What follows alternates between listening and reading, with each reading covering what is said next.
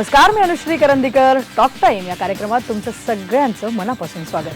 आजचा आपला विषय आहे पुरुषांमधल्या केस गळतीच्या समस्या आणि या विषयावरती मार्गदर्शन करण्यासाठी आपल्याकडे आलेले आहेत डॉक्टर बत्राज होमिओपॅथी क्लिनिकमधले दोन असोसिएट डॉक्टर्स. आपण सर कार्यक्रमामध्ये त्यांचं स्वागत करूया. सर्वप्रथम तुमच्या दोघांचंही कार्यक्रमामध्ये मनापासून स्वागत. नमस्कार. दोन्ही डॉक्टरांची मी सगळ्यापर्यंत ओळख करून देते. आपल्यासोबत आहे डॉक्टर बत्राज क्लिनिकमध्ये डॉक्टर समीर चौकर आणि डॉक्टर वैशाली कामत. डॉक्टर समीर चौकर हे स्वतः डॉक्टर बत्राज होमिओपॅथी क्लिनिकमध्ये गेली 20 वर्ष काम करतायत आणि तिथले ते त्यांची जी अकॅडमी आहे तिथे ते डीनही आहेत. त्याचबरोबर त्यांनी देशाबाहेर ऑस्ट्रेलिया, न्यूझीलंड, कॅनडा, USA अशा ठिकाणी सुद्धा होमिओपॅथीचं टीचिंग आणि त्याचबरोबर होमिओपॅथीचं प्रॅक्टिसिंगही केलेलं आहे. या विषयामध्ये गेले अनेक वर्ष ते कार्यरत आहेत. आणि त्याचबरोबर आपल्यासोबत आहेत डॉक्टर वैशाली कामत. त्याही गेले 12 वर्ष डॉक्टर बत्राज होमिओपॅथी क्लिनिकमधनं ॲक्यूट आणि क्रॉनिक केसेसवरती काम करतायत. 25,000 पेशंट्सना त्यांनी त्यांच्या होमिओपॅथीच्या माध्यमातून आत्तापर्यंत ट्रीट केलेला आहे. आणि आपला जो आजचा विषय आहे पुरुषांमधली केसगळतीची समस्या, या विषयावरती हे दोन्ही डॉक्टर बत्राज क्लिनिकच्या माध्यमातून खूप यशस्वी प्रकारे काम करतात. या सगळ्या विषयी आपण त्यांच्याशी चर्चा करणार आहोत आजच्या आपल्या कार्यक्रमामध्ये टॉक टाइममध्ये. तर आपण चर्चेला सुरुवात करणार आहोत. सर, जसं मी म्हटलं तसं की आपण गेले अनेक वर्ष दोघेही जण डॉक्टर बत्राज क्लिनिकच्या माध्यमातून होमिओपॅथीच्या द्वारे अशा प्रकारच्या पेशंट्सना ट्रीट करताय. आजचा आपला जो विषय आहे तो अत्यंत गंभीर आहे आणि त्याच दृष्टिकोनातून आपण म्हटलं तसं की आजचं जे प्रमाण आहे हेअर लॉसचं, म्हणजे स्पेशली पुरुषांमधलं आज आपण बोलतोय, महिलांमध्ये ही समस्या आहे त्याविषयी आपण पुढे बोलू, परंतु पुरुषांमध्ये जेव्हा आपण हेअर लॉस म्हणतो तेव्हा त्याच्या मागची नेमकी कारणं जी असतात त्याविषयी आपण सुरुवात करूया. पुरुषांमध्ये जो हेअर फॉल होतो तो जास्त करून अनुवंशिक असतो. आणि अनुवंशिक म्हणजे त्याला आम्ही मेल पॅटर्न बॉल्डनेस किंवा अँड्रोजेनेटिक ॲलोपेशिया म्हणतो. पण दुसरी सुद्धा खूप कारणं असतात आणि हल्ली पुरुष म्हणजे 50 पर्यंत जाईपर्यंत केस गळती सुरू होत नाही. हल्ली 21व्या वर्षी सुद्धा केस गळती सुरू होते, कारण केसांची निगा ठेवत नाही. हल्लीचे तरुणी लोक जेल वापरतात, केसांच्या वेगवेगळ्या प्रकारच्या स्टाईल्स करतात, त्यामुळे त्यांचे केस जातात. आणि न्यूट्रिशन बरोबर नसतं, क्रॅश डायटिंग करतात. खूपशी कारणं आहेत, पण मोस्टली कारण हे अँड्रोजेनेटिक ॲलोपेशिया असतं. नक्कीच. आपण कारणं जशी बघतोय, जसं सरांनी सांगितलं, त्याचबरोबर सर म्हणाले जसं की 21व्या वर्ष म्हणजे अगदी यंग एजमध्ये हे प्रमाण जे आहे पुरुषांमध्ये, मुलांमध्येच म्हणता येईल, तर ते आजकाल कुठेतरी जाणवताना दिसतंय आणि त्याचं प्रमाण जे आहे तेही खूप स्टॅटिस्टिकली वाढताना दिसतंय. तर अशा वेळेला तुम्हाला मला विचारायचं आहे की पुरुषांमध्ये जेव्हा अशा प्रकारचा हेअर लॉस होतो आणि टक्कल पडतं म्हणजे अगदी लहान वयामध्ये, तेव्हा त्यांना खूप प्रॉब्लेम्स फेस करायला लागतात. तर त्याच्या मागचे कारणं काय आणि त्याच्यावरती आपण काय करू शकतो साधारण? ओके. हेअरफॉल जो आहे तो आम्ही म्हणतो की हा एक कॉस्मेटिक प्रॉब्लेम नाहीये, तर हा हेअरफॉल एक मेडिकल प्रॉब्लेम असतो. आणि म्हणून ते अंडरलाईन त्याची मेडिकल जी कॉजेस असतात ते ओळखणं फार गरजेचं आहे. मोस्ट ऑफ द पेशंट जे आपल्याकडे हेअरफॉल प्रॉब्लेमसाठी येतात त्यांच्यामध्ये अनुवंशिकता हे आणि हार्मोनल चेंजेस हे मेन कारणं दिसून आलेली आहेत 70% ऑफ द कॉजेसमध्ये. याशिवाय न्यूट्रिशनल डेफिशियन्सीज, एनिमिया म्हणजे आपण म्हणतो रक्ताची कमी, रक्ताचं प्रमाणाची कमी असणं, किंवा वेरियस इलनेसेस जसं की टायफॉइड, मलेरिया, जॉन्डिस अशी जे व्हायरल आजार वगैरे होतात, ह्यानंतरही हेअरफॉलचे रिझन्स किंवा कॉजेस वाढतात. ह्याशिवाय आपण बघतो की इम्प्रॉपरली मॅनेज्ड हेअर जसं की कॉस्मेटिक्स हेवी यूज करणं किंवा मानसिक ताण हे पण हल्लीच्या काळात जास्त अनुभवला गेला आहे की स्ट्रेस पॅटर्न्स वगैरे जेव्हा वाढतात तेव्हा हेअरफॉलमध्येही वाढ होते. तर मोस्टली हेअरफॉल आमचं म्हणणं आहे की हा एक मेडिकल प्रॉब्लेम आहे आणि त्याला मेडिकली ट्रीट करणं हे जास्त गरजेचं आहे. नक्कीच. जसं सर मॅडम म्हणाले तसं की हा एक मेडिकल प्रॉब्लेम आहे. बऱ्याच वेळेला आपण पाहतो की अशा प्रकारे जेव्हा केस गळायला लागतात तेव्हा कुठेतरी एक म्हणजे त्या मुलांना सुद्धा एक कम्फर्टेबल फिलिंग येत नाही, कुठेतरी त्यांच्यामध्ये कॉम्प्लेक्स येत असतो, कारण बाहेर वावरताना एक कुठेतरी ऑकवर्डनेस जाणवतो. तर अशा वेळेला ब्युटी पार्लर्समध्ये जाणं आणि त्यांच्याकडनं शॅम्पू असतील किंवा तेही रेकमेंड केले जातात की काही तुम्ही हेअर ट्रीटमेंट्स घ्या इथे किंवा काही शॅम्पूज वापरा, काही कंडिशनर असे वॉट एव्हर, अशा प्रकारच्या गोष्टी त्यांना सजेस्ट केल्या जातात. जसं आणि मॅडमनी म्हटलं की ती एक मेडिकल कंडिशन आहे. तर मग अशा मेडिकल कंडिशन असताना अशा प्रकारच्या जेव्हा ट्रीटमेंट सजेस्ट केल्या जातात त्या कितपत योग्य असतात, म्हणजे त्यांना प्रेक्षकांनी भुललं पाहिजे की नाही, याविषयी काय सांगा? हे नक्कीच आहे की ही एक मेडिकल समस्या आहे, कॉस्मेटिक समस्या नाही आहे. त्यामुळे आपल्याला हे कळलं पाहिजे की आपल्याला मेडिकल ट्रीटमेंट घेणं गरजेचं आहे. हेअरफॉल हा इंटरनल प्रॉब्लेम आहे, हा प्रॉब्लेम आतला आहे. त्यामुळे लोकली कुठलीही ट्रीटमेंट शॅम्पू किंवा क्रीम्स वगैरे लावून काही होणार नाही, हे पेशंट्सने जाणलं पाहिजे. आणि आमच्या इथे डॉक्टर बत्राजमध्ये प्राचीन होमिओपॅथिक आपली तंत्रज्ञान आहे आणि प्लस मॉडर्न टेक्नॉलॉजी सुद्धा आहे. या दोन्ही मिळून केसाचा किती फॉल होतोय, केवढा प्रकारात होतोय, कसा त्याला नीट करावा हे अचूकपणे आपल्याला कळतं. आणि आय वुड सजेस्ट पेशंट्सना सुद्धा आपल्या की डॉक्टर बत्राजच्या जवळच्या कुठल्या तरी क्लिनिकमध्ये जाऊन त्यांनी आपल्या केसांचं परीक्षण करावं आणि योग्य ती ट्रीटमेंट घ्यावी. नक्कीच. सरांनी ट्रीटमेंटचा विषय काढलेलाच आहे. मला कशा प्रकारच्या ट्रीटमेंट डॉक्टर बत्रास क्लिनिकमध्ये आपण होमिओपॅथीच्या माध्यमातून करत असतो त्याविषयी जाणून घ्यायचं आहे. पण तत्पूर्वी मला तुम्हाला विचारायचं आहे, आपण मगाशी जेव्हा कारणं बघितली तेव्हा आजकालच्या जगात आपण जेव्हा म्हणतो की अगदी लहानपणी पुरुषांचं प्रमाण हे वाढतंय जेव्हा टक्कल पडण्याचं, तर अशा वेळेला स्ट्रेस असेल, म्हणजे आपण जेव्हा मेडिकल कंडिशन म्हणतोय, एक मेडिकल डिसऑर्डर म्हणतोय, त्यावेळेला जो वाढता स्ट्रेस असेल किंवा आपण जे रोजचं रुटीन आहे त्याच्यामध्ये जी होणारी हेळसांड असेल, केस म्हणजे मॅनेज करण्याची असेल किंवा अशी, तर त्यांनी म्हणजे धूळ असेल, पोल्युशन असेल, या सगळ्या गोष्टींचाही परिणाम या हेअर लॉसवरती होतो का आणि त्याच्यामुळे हे प्रमाण कुठेतरी वाढताना दिसतंय का? हो, नक्कीच. आय थिंक स्ट्रेसचा परिणाम खूप जास्त होऊन राहिलाय आणि एवढ्या आपण आताच्या काळात बघतो की स्ट्रेस पॅटर्न्स जी आहेत ती नक्कीच वाढत चालली आहे. अमुक ऑफिस रिलेटेड स्ट्रेस असतात पुरुषांना किंवा इतर इव्हन स्टुडंट लाईफमध्ये आपले करिअर रिलेटेड स्ट्रेस वगैरे असतात. मेडिकली आम्ही बघितलंय की स्ट्रेस जे आहे ते तुमच्या हेअर फॉलिकल्सला पण फार सेन्सिटिव्ह करू शकतं आणि त्याच्यामुळे पण हेअर फॉल वगैरे हा वाढू शकतो. तर जेव्हा आपण होमिओपॅथीच्या मार्गाने ह्या प्रॉब्लेम्सला ट्रीट करतो तेव्हा आपण स्ट्रेसची जी आपली जी कोपिंग कॅपॅसिटीज असतात ते वाढवायचा प्रयत्न करतो आणि शिवाय ते हेअर फॉलिकल्स मधली आलेली जी सेन्सिटिव्हिटी असते त्याला पण कमी करतो. सो कंबायनिंग हे दोन गोष्टींमध्ये आपल्याला मग सक्सेस चांगली मिळू शकते. नक्कीच. आपण ट्रीटमेंटचा विषय काढलेलाच आहे, तर आपण होमिओपॅथीच्या माध्यमातून हे काम करतोय आणि त्या दृष्टिकोनातून मला तुम्हाला विचारते की मग कोणत्या प्रकारचे ट्रीटमेंट आपल्या क्लिनिकमध्ये आपण आलेल्या पेशंट्सना आणि कशा प्रकारे हँडल करतो. म्हणजे जसं मॅडम म्हणाले तसं की आपल्याला सगळ्या गोष्टी आधी चेक करायला लागतात की कशानी हा हेअरफॉल होतोय, तर त्या दृष्टिकोनातून संपूर्ण अशी ट्रीटमेंट जो पॅटर्न आहे तुमच्याकडचा तो त्याविषयी सांगाल? पहिल्यांदा आमच्याकडे पेशंट आल्यानंतर डॉक्टर बत्रासमध्ये आम्ही डिटेल त्याची केस घेतो, पूर्ण त्याचे स्ट्रेस लेवल्स वगैरे फाइंड आउट करतो, काही टेन्शन काही स्ट्रेस वगैरे असतील, कारण होमिओपॅथी हा इंडिव्हिज्युअलाइज्ड प्रोग्राम असतो. होमिओपॅथी दर माणसाचं औषध वेगळं असतं. तर ही एक होमिओपॅथिक पार्ट झाला आणि दुसरा पार्ट टेक्नॉलॉजी झाला. आमच्याकडे व्हिडिओ मायक्रोस्कोप अशी मशीन आहे ज्याने आम्हाला कळतं एक्झॅक्टली हेअरफॉल का होतोय, कितपत झालेला आहे, कितपत त्याच्यावर ट्रीटमेंट करू शकू. And we have got a spectrum of treatments at us. म्हणजे जेव्हा माणूस थोड्या केसाने थोडे केस गेलेले असतात, जास्त केस गेलेले असतात, त्या प्रकारे आमच्याकडे व्हेरियस ट्रीटमेंट्स आहेत. राईट फ्रॉम शॅम्पूज, ऑइल्स घेऊन पर्यंत हेअर ट्रान्सप्लांट पर्यंत आपल्याकडे ट्रीटमेंट आहे. त्यामुळे कुठलाही पेशंट निराश होऊन जाऊ शकत नाही आमच्या इथे. नक्कीच. ट्रीटमेंट विषयी आणखीन आपल्याला काही मेन्शन करायचं असेल तर अजून आपण हे ऍड करू शकतो की मेडिकली आपण बघितलंय की जो हेअरफॉलचा जो लास्ट ड्रग आहे तो 19 वर्ष अगोदर अप्रूव्ह झालेला आहे. पण आपण डॉक्टर बत्रास क्लिनिकमध्ये वेळच्या वेळी नवीन इनोव्हेशन्स आणलेले आहेत आणि त्याच्यामधले काही थेरपीज आहेत जसं की हेअर व्हायटलायझिंग थेरपी, जेणेकरून केसांच्या आणि स्कॅल्पचं ब्लड सर्क्युलेशन वाढवता येते.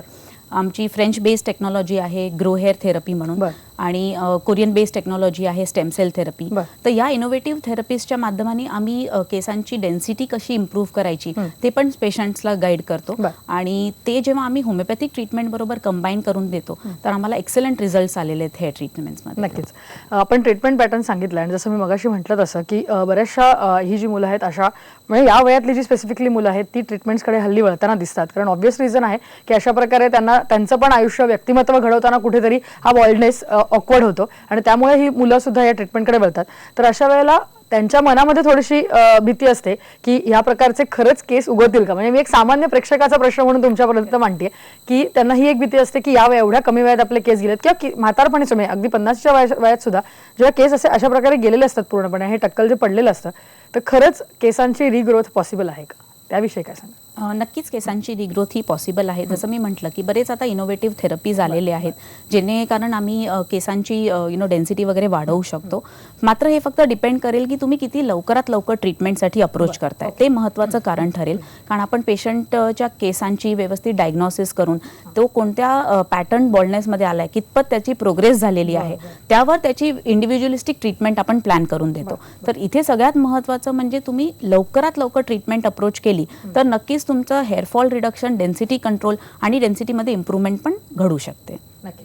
जसं आपण म्हणतोय की आता तिथपर्यंत आपण पोहोचलो आणि केस गळलेले आहेत आणि मग आपण ट्रीटमेंट सुरू करतोय, पण आपण नेहमी म्हणतो तसं की prevention is always better than cure. तर त्या दृष्टिकोनातूनही आपल्या बत्रास क्लिनिकमध्ये अशा प्रकारच्या प्रिव्हेंटिव्ह ट्रीटमेंट्स पण आपण देतो का पेशंट्सना की अगदी जस्ट जनरल हेअरफॉल सुरू झालेला आहे आणि असं दिसतंय की पुढे जाऊन तो वाढू शकतो किंवा काही काही वेळेला अनुवंशिकताही असते, म्हणजे जेनेटिक प्रॉब्लेम असतो की घरामध्ये बऱ्याच जणांना म्हणजे आधीपासूनच लवकर वयामध्ये केस गेलेले असतात, तर अशा वेळेला काही प्रिव्हेंटिव्ह मेजर्स आपण सजेस्ट करू शकतो का?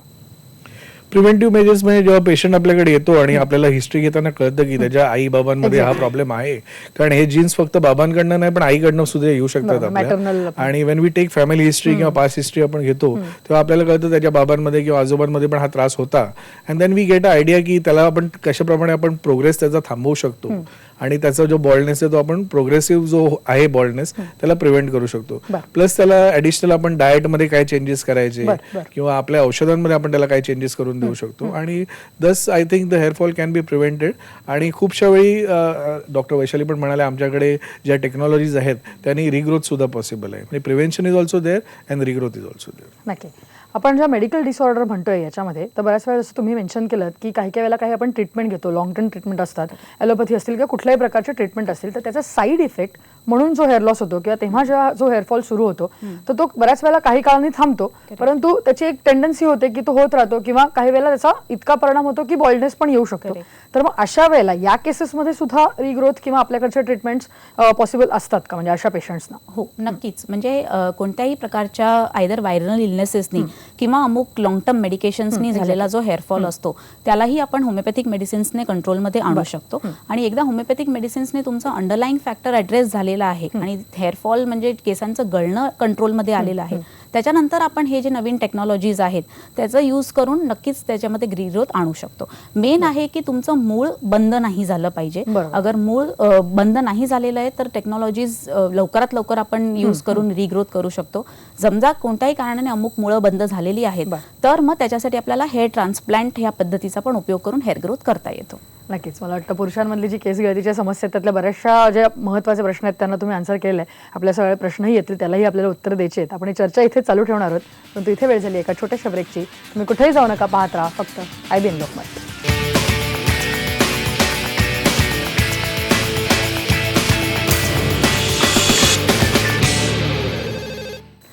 ब्रेकनंतर टॉक टाइम या कार्यक्रमात तुमचं सगळ्यांचं पुन्हा एकदा स्वागत. पुरुषांमधल्या केस गळतीच्या समस्या या विषयावरती आपण चर्चा करतोय. आपल्यासोबत दोन्ही डॉक्टर आहेत. डॉक्टर वैशाली, तुम्हाला मला पुढे विचारायचं आहे. आपण बऱ्याचशा गोष्टी कारणं जी आहेत ती बघितली, ट्रीटमेंट जे आहे तेही आपण बऱ्यापैकी सांगितलेले आहेत. त्यानंतर मला तुम्हाला विचारायचं आहे की हा जो समस्या जी आहे केस गळतीची आणि त्याच्यानंतर जे टक्कल पडण्याचं प्रमाण कुठेतरी वाढताना दिसतंय, तर त्याची जी सुरुवात आहे ती साधारण कुठपासून होते, म्हणजे जेणेकरून प्रेक्षकांच्याही बघणाऱ्या लक्षात येईल की त्यांच्यामध्ये अशा समस्या दिसायला सुरुवात झालेली आहे का?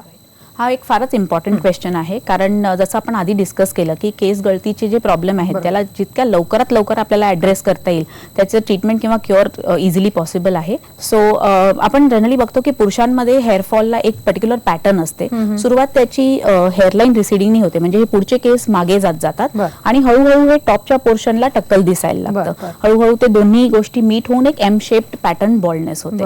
तर जेव्हा तुम्हाला एक साधारणतः 50 ते 60 केसांच्या वरती केस गळतीचे प्रॉब्लेम जाणवतील किंवा असं जाणवेल की जेवढे केस गळत आहेत तेवढे येत नाहीयेत आणि हलकी हलकी थिनिंग दिसायला लागली आहे, तर that is a right time तुम्ही ट्रीटमेंटला अप्रोच केली पाहिजे. कारण तुमची व्यवस्थित सायंटिफिक इव्हॅल्युएशन करून तुम्हाला ऍक्च्युली कोणत्या स्टेजमध्ये तुम्ही बॉल्डनेसचे आहात त्यावर तुमची इंडिव्हिज्युअलिस्टिक कस्टमाइज ट्रीटमेंट प्लॅन करता येते आणि मग त्या ट्रीटमेंटचा रिस्पॉन्स हा नक्कीच चांगला असतो. नक्कीच. मला वाटतं आपल्याला या कार्यक्रमामध्ये काही प्रश्नही येत आहेत. आपण प्रेक्षकांचे प्रश्न घेणार आहोत. आपल्याला सगळ्यात पहिले फोन आलेला आहे शार्दूल चौधरी यांचा वर्ध्यावरनं. बोला शार्दूल, तुमचा प्रश्न विचारा.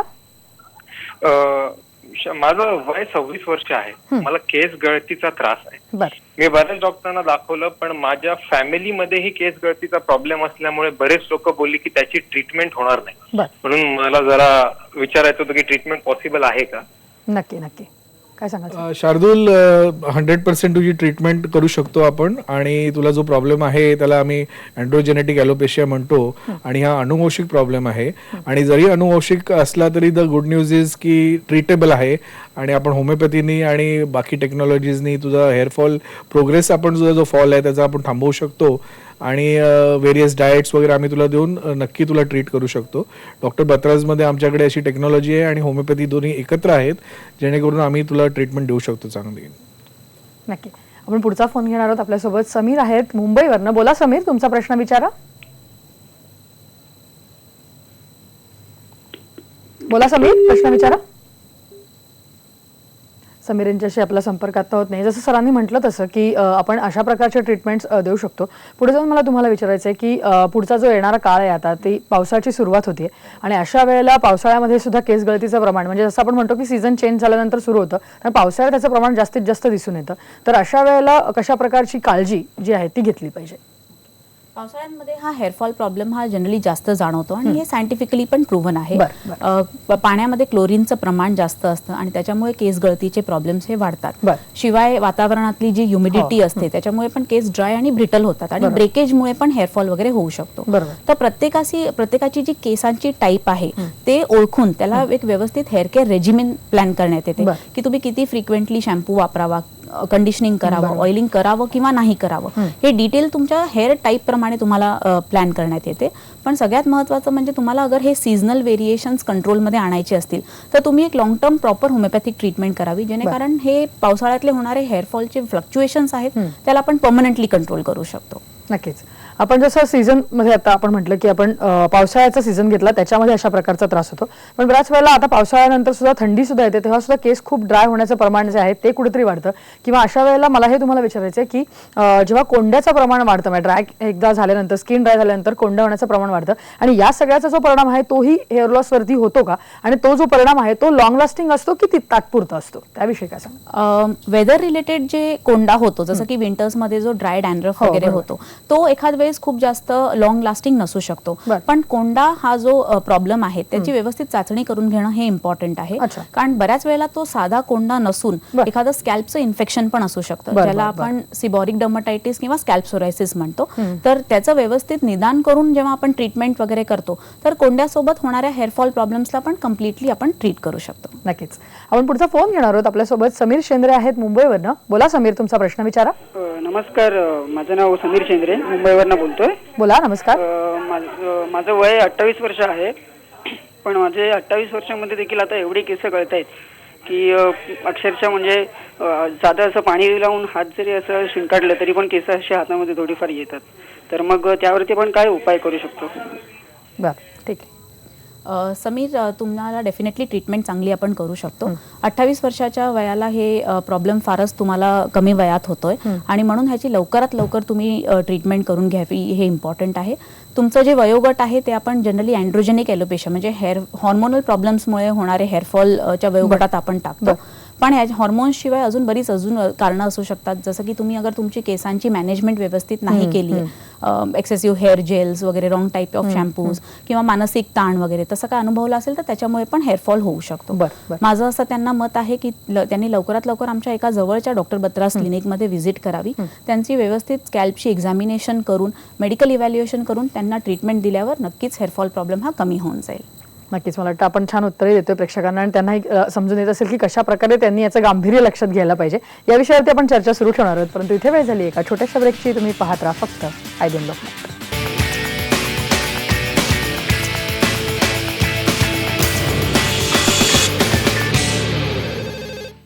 ब्रेकनंतर टॉक टाइम या कार्यक्रमात तुमचं सगळ्यांचं पुन्हा एकदा स्वागत. पुरुषांमधल्या केस गळतीच्या समस्या या विषयावरती आपण चर्चा करतोय. आपल्याकडे पुढचा फोन आला आहे नाशिकवरनं. आपल्यासोबत गौरव खडसे आहेत. बोला गौरव, तुमचा प्रश्न विचारा. हा डॉक्टर, माझी समस्या ही आहे की मला डॅन्ड्रफचा खूप जास्त त्रास आहे. अनेक ब्रँडचे मी शॅम्पू पण ट्राय केले, पण त्याचा काहीच उपयोग होत नाहीये. तर तुम्ही याच्यावर काही मला सोल्युशन सांगू शकाल का प्लीज?